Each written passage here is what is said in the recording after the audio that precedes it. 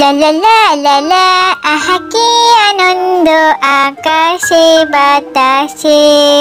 আমি আজকে মজা করে কেক খাবো। কেকটা থেকে কি সুগন্ধ বের হচ্ছে।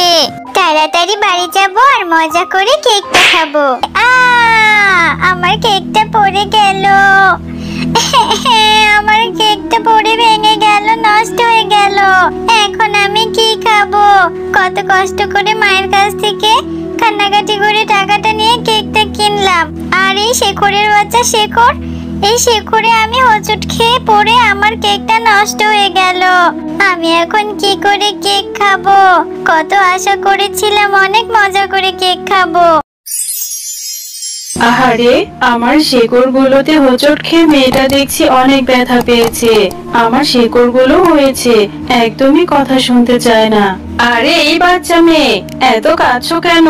একটু তো পড়ে গিয়েছো, এত কাঁদতে হয় নাকি? তোমার কেকটা নষ্ট হয়েছে তো কি হয়েছে? বাড়ি থেকে টাকা নিয়ে এসে আবার একটা কেক কিনে নিয়ে এসো, তাহলেই তো হয়ে যায়। একটা কেকের জন্য এত চিল্লাচিল্লি করছো, আর কাঁদতে হবে না। যাও বাড়ি গিয়ে টাকা নিয়ে এসে কেক কিনে নাও। আরে এই গাছ, তুমি চুপ করো। তুমি এত কথা বলছো কেন? তুমি জানো এই কেকটা আমার কত শখের কেক ছিল। আমি এত টাকা কোথায় পাবো যে আবার কিনে নিয়ে আসবো? তুমি জানো মায়ের কাছে সেই কবে থেকে একটা কেক খেতে চাইছি। মায়ের কাছে কত কান্নাকাটি করেছি, কত বুঝিয়ে কিছু টাকা নিয়ে এই কেকটা কিনেছিলাম। ভেবেছিলাম বাড়িতে গিয়ে মজা করে খাবো। আর তোমার এই গাছের শেকড়ের জন্য আমার কেকটাই নষ্ট হয়ে গেল। আমার কেকটাই খাওয়া হলো না। আর আমরা তো অনেক গরিব মানুষের বাড়িতে আমার মা কাজ করে। আমাদের কি অত টাকা আছে যে আবার কেক কিনে নিয়ে আসবো? ইস, মেয়েটাকে দেখে মনে হচ্ছে অনেক গরিব আর অনেক অসহায়। খুব কষ্ট পেয়েছে কেকটা নষ্ট হয়ে যাওয়াতে। আমি তাহলে মেয়েটাকে এখন সাহায্য করব।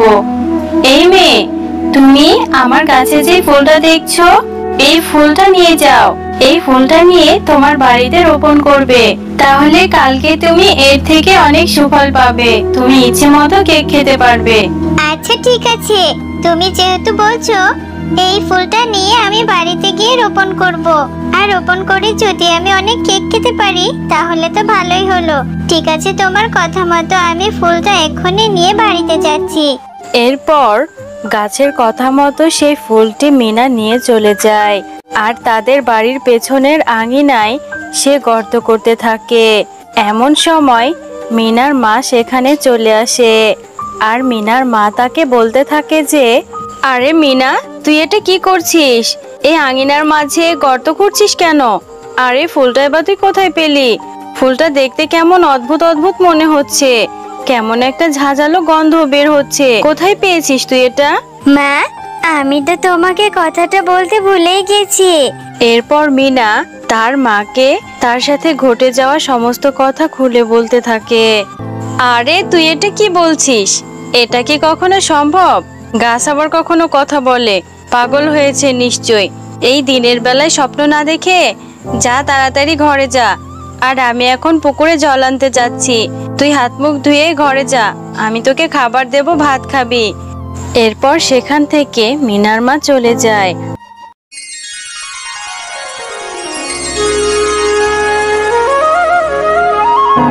ও মা, এটা কি দেখছি? এই গাছটাতে অনেকগুলো কেক ধরেছে। এই জন্যই কি সেই গাছটা আমাকে ওই ফুলটা দিয়েছিল? এখন তো আমি অনেক কেক খেতে পারবো, অনেক মজা হবে। খবরদার বলছি মিনা, এই গাছের কেকে তুই একদম হাত দিবি না। কে জানি এই কেকে কোনো বিষ মেশানো আছে কিনা। গাছে কি কখনো কেক ধরে? এটা আবার কেমন ব্যাপার? এটা আমি প্রথম দেখলাম। তোকে কোন গাছটা এই ফুল দিয়েছে?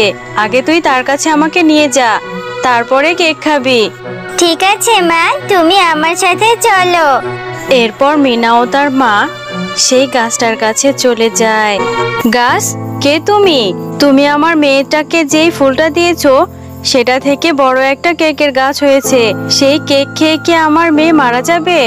তুমি কি আমাদের কোনো ক্ষতি করতে চাও? আর কেনই বা তুমি এটা দিলে? না না গো, আমার কোনো খারাপ উদ্দেশ্য নেই। আমি তোমাদেরকে সাহায্য করার জন্যই গাছটা দিয়েছি। তোমরা ওই গাছের কেকগুলো বিক্রিও করতে পারবে, আর তোমার মেয়ে যত খুশি তত কেক খেতে পারবে। আমার শেকড়ের সাথে ধাক্কা খেয়ে তোমার মেয়ের কেকটা ভেঙে গিয়েছে বলে আমি তোমার মেয়েকে ওই ফুলটা উপহার দিয়েছি। তুমি সত্যি বলছো? তাহলে তো অনেক ভালোই হলো। এখন থেকে এই কেকগুলো বিক্রি করলে আমাদের সংসারে আর কোনো অভাব থাকবে না। আসলে আমার একটাই মেয়ে তো, ওর যদি কোনো ক্ষতি হয়ে যায় এই ভয়েই তোমার কাছে প্রশ্ন করতে এসেছি। আর হ্যাঁ, আর একটা কথা, এই গাছে যখন কেক ধরবে দিনের বেলার কেকগুলো তোমরা খাবে, আর রাতে যেই কেকগুলো ধরবে সেগুলো ভুলেও ছিঁড়বে না বা তোমরা কখনোই খাবে না, কারণ ওগুলো বিষাক্ত হবে। এই জন্য তোমাকে আগে থেকে সতর্ক করে। দেখ মিনা, গাছটা দেখতে দেখতে কত বড় হয়েছে আর অনেক কেক ধরেছে। এই গাছের কেকগুলো বিক্রি করে আল্লাহর রহমতে আমরা অনেক ভালোই চলছি। চল গাছ থেকে আরো কিছু কেক পেড়ে নি, তারপর সেগুলো নিয়ে বাজারে বিক্রি করতে যাব।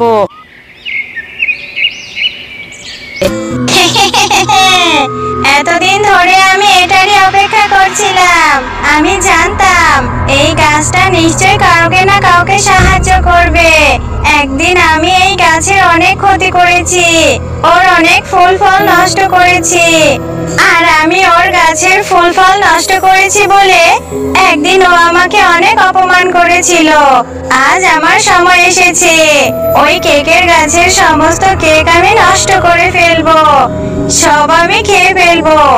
কারণ আমি চাই না ওই দুষ্টু গাছ কাউকে সাহায্য করুক। কাউকে সাহায্য করতে দেখলে আমার গাটা যে চলে যায়, আমি কারো ভালো দেখতে পারি না।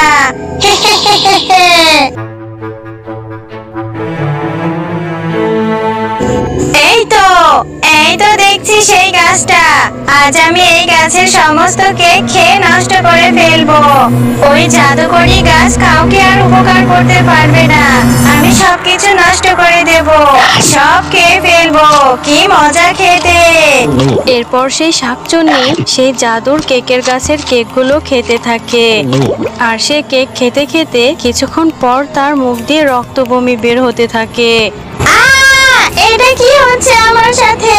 আমার মুখে রক্ত বমি বের হচ্ছে কেন? আমার বুকটা যে জ্বলে যাচ্ছে, পুড়ে যাচ্ছে।